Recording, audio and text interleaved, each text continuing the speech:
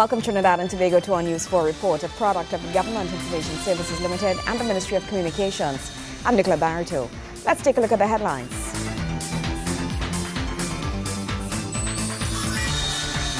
The Finance Minister says the Caribbean continues to weather challenges faced in the global economic downturn despite its vulnerability.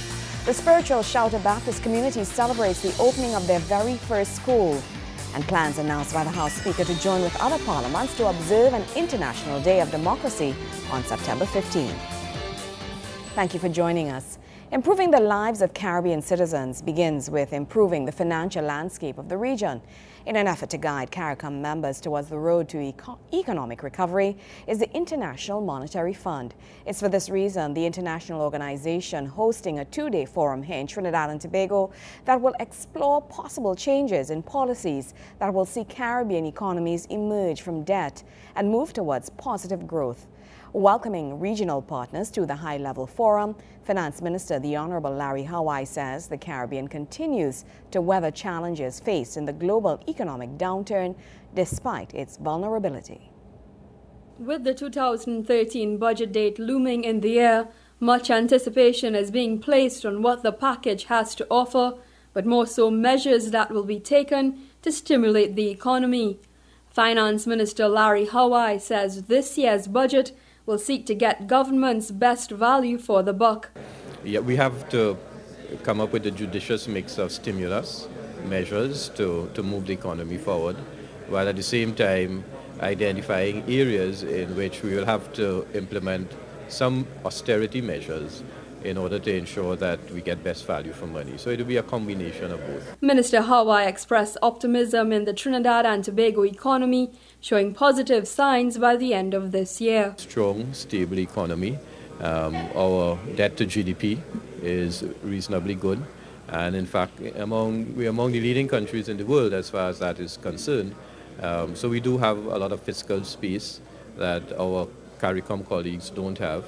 So there are quite a lot of positives going for us in Trinidad and Tobago.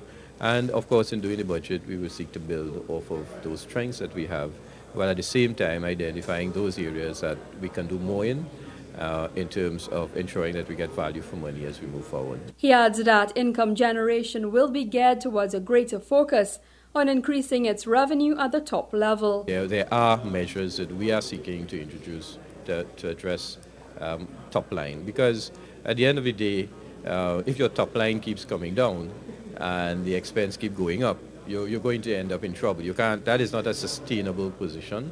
You have to ensure that your top line continues to grow. Kimberly Ramkalawan, News 4. Meanwhile, the Finance Minister says the upcoming budget will seek to generate revenue growth through several new measures. He says he remains optimistic that the local economy will see growth before the end of 2012. As Trinidad and Tobago's economy remains robust, even during a time when regional and global partners continue to face challenges in achieving growth.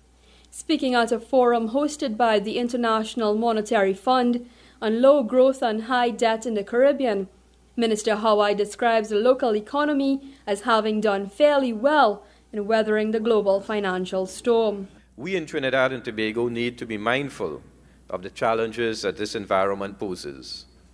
And while our focus must be on growth, we must recognize the need for fiscal discipline. Notwithstanding this, in a world of turbulence, Trinidad and Tobago has done well. Public debt remains sustainable. The unemployment rate is low at below 5%, and foreign exchange reserves are fairly robust at just over 12 months of import cover. The forum is being hosted in hopes of enlightening small states in the Caribbean on policies that can strategically aid them in fostering sustainable economic growth. President of the Caribbean Development Bank, Warren Smith, welcoming the IMF officials to the region, expressed optimism in the forum bringing together CARICOM members to resolve the issue collectively. I am convinced that the challenges confronting our region are surmountable. That said, sustainability of an upward growth trajectory demands that policymakers commit to pursuing credible policies and to securing full stakeholder support by engaging them in early dialogue. Visiting IMF Deputy Managing Director Min Zhu, in looking at the Caribbean, urged its heads of government to pay close attention to fiscal deterioration due to sovereign debt accumulation.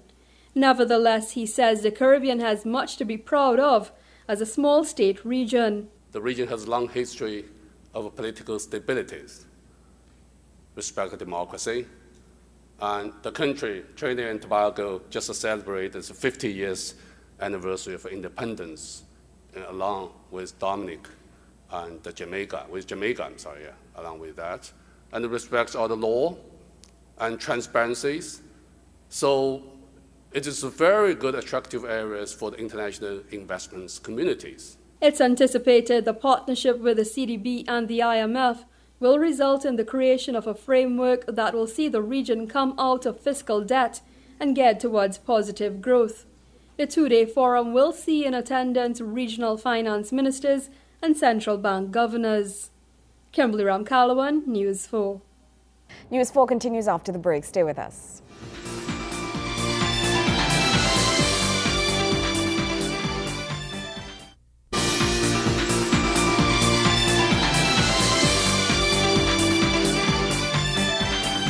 Welcome back. After almost 15 years, the spiritual Shouter Baptist community is now celebrating the opening of their very first school.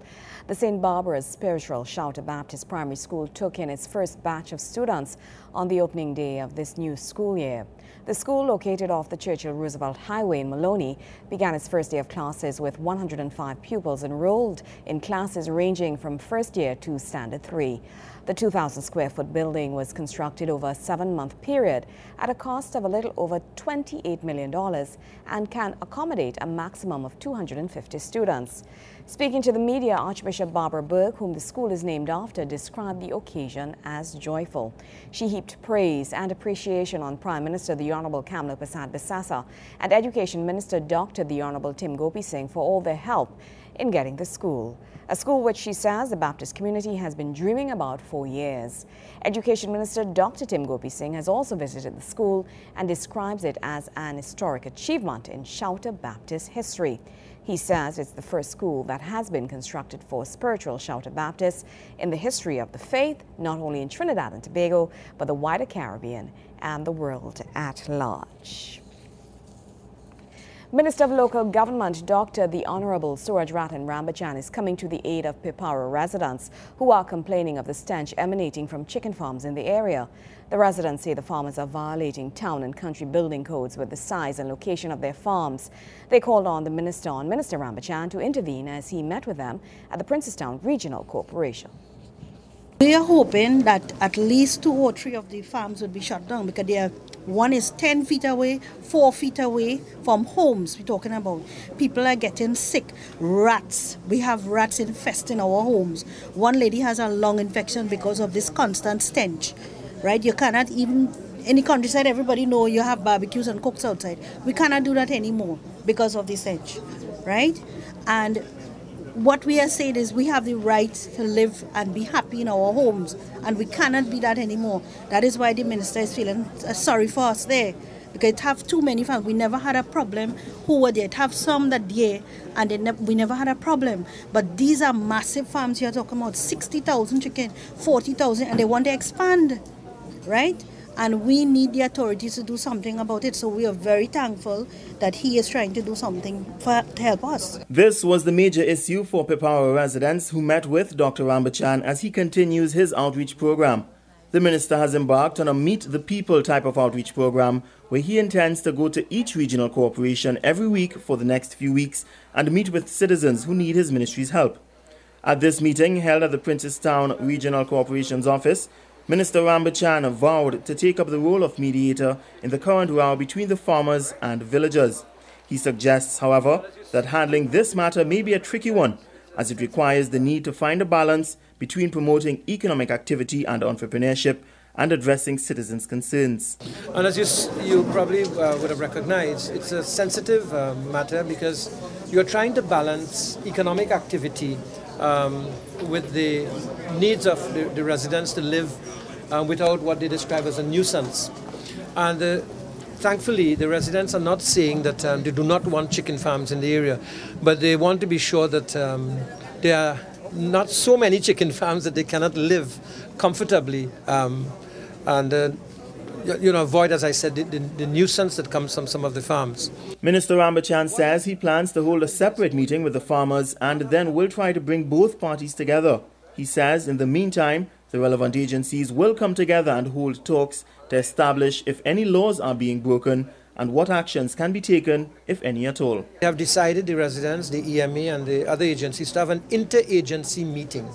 And as a result of this interagency meeting, they will develop a way forward between themselves, between the farmers, and between the agencies to ensure that the laws are followed, and at the same time, the expectations and needs of all the parties are met. Minister Rambachan will next meet with citizens at the San Fernando Regional Corporation's offices this Friday at 8:30 a.m. Gregory McBurney, News 4. In other news, plans to strengthen the role that Parliament plays in executing democracy are being revealed by House Speaker Wade Mark and Senate President Timothy Amell-Smith. Speaking at a press conference, the Senate President and House Speaker announced plans to join with other parliaments to observe an International Day of Democracy on September 15th. The House Speaker revealed that the theme of the event is Dialogue and Democracy, which he says will serve to create a more enriched democratic system. The House Speaker says this is the first year that Trinidad and Tobago's Parliament would be observing the International Day of Democracy, and it will serve to make Parliament more robust. He says the initiative will create an opportunity for citizens to better interface with Parliament as it focuses on the question of democracy and transparency. As the Parliament prepares to observe the International Day of Democracy on Saturday, the 15th of September, I would like to encourage and urge all citizens to continue their active engagement and dialogue with their members of Parliament so that they may continue to remain focused on the need of their constituents. Dialogue is an important tenet in the functioning of any modern society.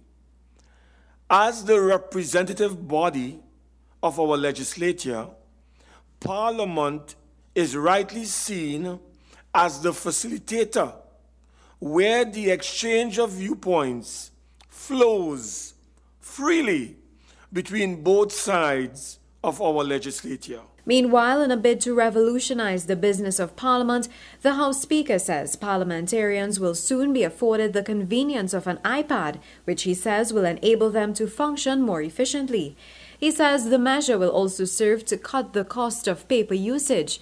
This initiative is expected to facilitate the work of parliamentarians tremendously with its efficiency and mobility. We are also, as you know, seeking to revolutionize our business processes in the Parliament, how we do business, electronic Parliament. Shortly, all members of Parliament, it will happen in the next couple of weeks, all members of Parliament will now be provided with an iPad where they can do their work electronically, where they will receive their documents electronically, and where we'll be able to reduce the paper load or the amount of paper that we have to distribute at the level of our Parliament. The Senate President says several measures will be taken in a bid to reach out to citizens. Plans to further engage parliamentarians are also being put forward. I'm happy to inform you of the activities that our own Parliament will undertake. They are 3 half-page ads in the 3 dailies, you'll be glad to know, beginning September 13th to September 15th, which will focus on the importance and significance of democracy and its significance to citizens of Trinidad and Tobago.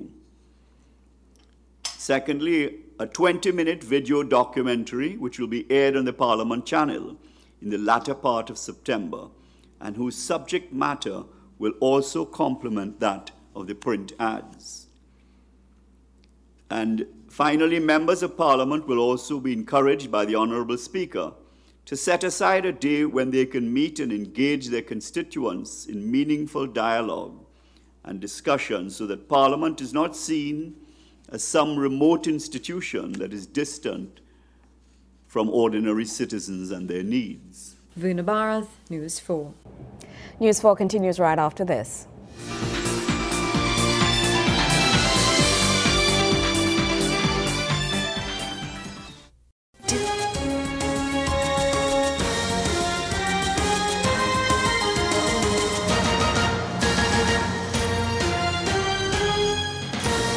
Fifty of this nation's sporting legends were recently honored as part of our celebrations for the 50th anniversary of independence.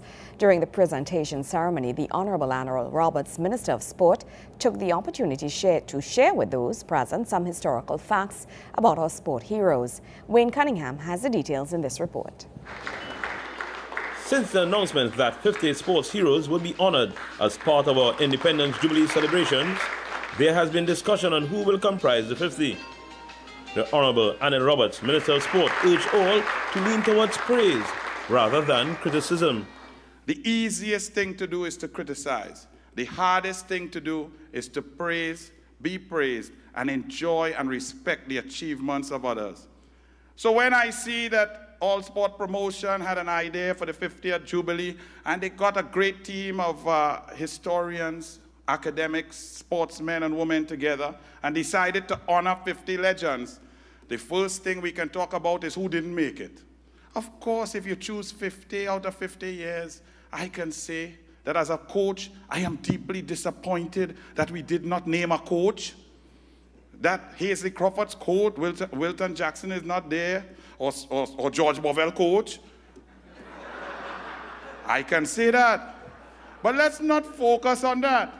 Let's not focus on whether Dexter St. Louis, the greatest table tennis player, should have been in and who wasn't in and who did not get invited. Today I opened the newspapers, a whole article about who did not get invited. That's all interesting and you can have that discussion. But let's start off with why we are here. The minister then gave some suggestions on where the focus should be. That Willie Rodriguez was the only Trinbagonian to represent the West Indies at football and cricket. Maybe some of us who are old would know that. But certainly the young ones, and Willie, you could stand up, would not know that. And they would not know that he didn't earn a cent playing for West Indies cricket or West Indies football. They wouldn't know that he held a job and got married and was bringing up a family and playing sport. They would like to know these things rather than who got an invitation and who didn't. The Olympic medal-winning coach had a message for our young athletes. We have a lot of people now every minute. Where my money? Where my check? The greats in here didn't even have 25 cents. Rodney Wilkes going to the Olympics in 1948. 2.5 weeks on a ship, lifting weights on a ship. If we don't get first-class ticket now, we can't perform. We need to get tough. It's 50 years, and we need to grow up. When you see Brian Charles Lara and some people, we get jealous. How this boy doing so good? He looking good. Be Mobile, big sponsorship.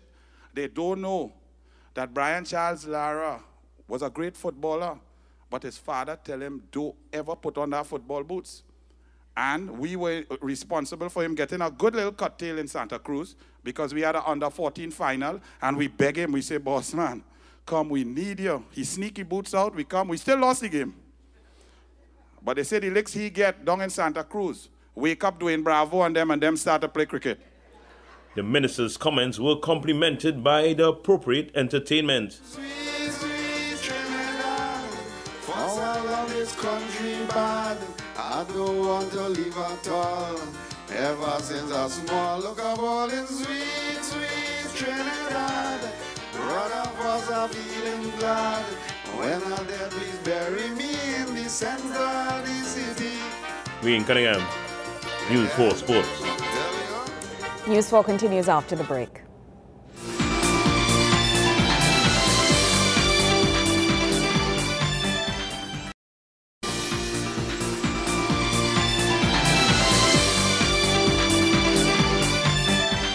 Malika Ballantyne was crowned Miss La Reine Rêvée during Le Grand Affaire, the grand final of the 2012 edition of the Ministry of Community Development Prime Minister's Best Village Trophy competition at Queen's Hall in Port of Spain. Winning the title for Best Folk Theatre was the Five Rivers Community Council Cultural Caravan. It was a joyous occasion for the many cultural groups who participated in this year's Best Village competition. The winners of the various village competitions that have been taking place over the past few months were announced during the final leg of the Miss La Reine Rêvée. Second position. Somebody call me? Nice. In second place, from the county of Caroni North, Awi People Theatrical Horizon, and the winner of the folk theatre, the Five Rivers Community Council Cultural Caravan from St. George East.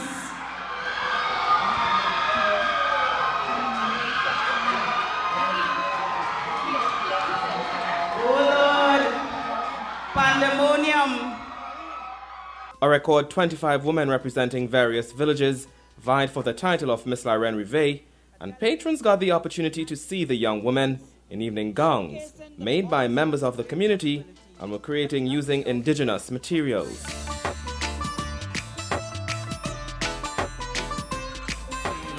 The name of Shraddha's gown is called Voyage. Eshu greets us at every junction of our lives, showcasing the power of the red, white, and black for the world to see. A chronicle of succession, a tale of two countries, one nation.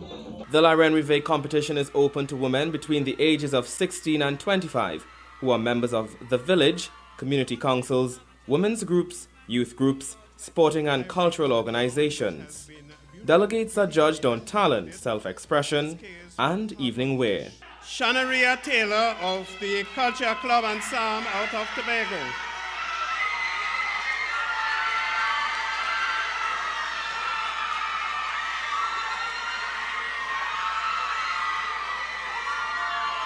Our second runner-up, Rhea Krista Henry.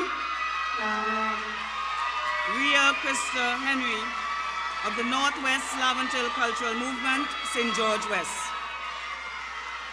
But there could only be one winner. Miss La Reine Rêvée 2012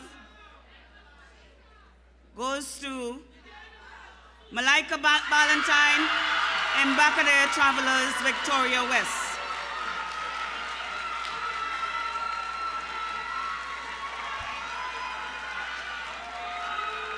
Miss Ballantyne will reign as Miss La Reine Rêvée for 1 year.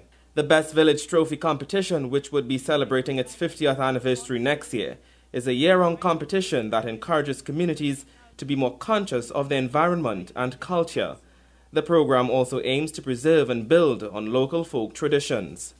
The competition is judged on a number of categories, including traditions of carnival, handcraft, food and folk fair, village Olympics, village chat, short stories, poetry, folk theatre, folk presentations, La Reine Rêvée and environmental sanitation.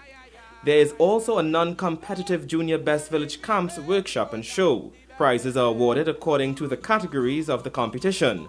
The overall winner of the competition wins a cash prize, which is used towards a community-identified project. Joseph Lopez, News 4. Well, that's how we wrap up this edition of our News 4 report, a product of the Government Information Services Limited and the Ministry of Communications. I'm Nicola Barreto. Thank you so much for joining us.